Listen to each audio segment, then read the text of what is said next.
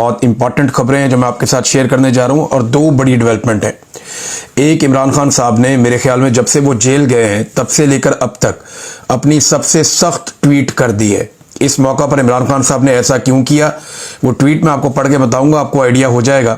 اور اس کے بعد پاکستان اور سعودی عرب کے بیچ میں ایک معاہدہ ہوا ہے۔ وہ معاہدہ کیا ہے، اس کا بیک گراؤنڈ کیا ہے، اور ایکچولی بیک گراؤنڈ میں چیزیں کون سی چل رہی ہیں اور سامنے کون سی چل رہی ہیں، میں کچھ چیزیں آپ کے ساتھ شیئر کروں گا۔ اس میں کچھ خدشات بھی ہیں جو لوگوں نے بیان کیے ہیں۔ سب سے پہلے تو عمران خان صاحب کا سٹیٹمنٹ ہے۔ عمران خان صاحب نے کہا کہ میں عاصم منیر کو پیغام دینا چاہتا ہوں کہ ہم لا الہ الا اللہ محمد رسول اللہ کے ماننے والے ہیں۔ ہم نے عہد کیا ہے کہ ہم جب تک زندہ ہیں یزیدیت اور فرعونیت کے سامنے سر نہیں جھکائیں گے، کیونکہ ہم اللہ کے سوا کسی بھی انسان کے آگے جھکنے کو شرک مانتے ہیں۔ مجھ پر اور بشرا بی بی پر جیل میں جو ذہنی تشدد ہو رہا ہے وہ عاصم منیر کروا رہا ہے، اور اس کی وجہ صرف یہ ہے کہ ہم جھک جائیں یا ٹوٹ جائیں۔ جنرل یحییٰ خان کو فوج نے ملک چلانے کے لیے منتخب نہیں کیا تھا، بلکہ اس نے فوج کا کندھا استعمال کر کے ڈکٹیٹرشپ کی اور ملک میں ظلم اور جبر کا بازار گرم کیا۔ اپنے 10 سالہ اقتدار کی لالچ میں اس نے ملک کو 2 ٹکڑے کر دیا۔ آج عاصم منیر بھی اسی طرز پر فوج کا کندھا استعمال کر کے ملک میں لاقانونیت اور فسطائیت کا ماحول بنائے ہوئے ہے۔ یہ 2 بڑی سخت باتیں عمران خان صاحب نے جنرل عاصم منیر صاحب کے بارے میں کہیں۔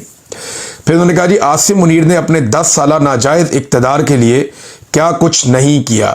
سب سے پہلے جمہوریت کا گلا دبوچا، 9 مئی کا فالس فلیگ آپریشن کر کے ملک کی سب سے بڑی سیاسی جماعت کو کچلا گیا۔ پھر 8 فروری کو انتخابات میں عوام نے جب تحریک انصاف کو بڑی تعداد میں ووٹ ڈالے اور تحریک انصاف نے کلین سویپ کیا تو اس مینڈیٹ کو بے شرمی سے چرا لیا گیا۔ عوام کا مینڈیٹ چرا کر سزا یافتہ لوگوں کو اقتدار دے دیا گیا۔ اس کے بعد عدلیہ کو مفلوج کیا گیا اور 26ویں ترمیم کے ذریعے ججز کے ہاتھ پاؤں باندھ دیے گئے۔ عدلیہ کو سرکاری ادارے میں تبدیل کر دیا گیا۔ تیسرے نمبر پر میڈیا کی آزادی پر قدغن لگا دی گئی ہے۔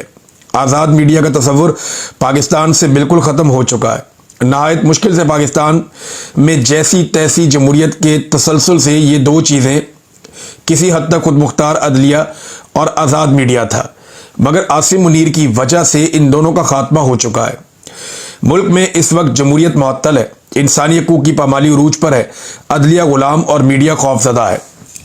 عمران خان صاحب نے میڈیا کی اور عدلیہ کی تباہی کا ذمہ دار فیلڈ مارشل عاصم منیر صاحب کو ٹھہرا دیا۔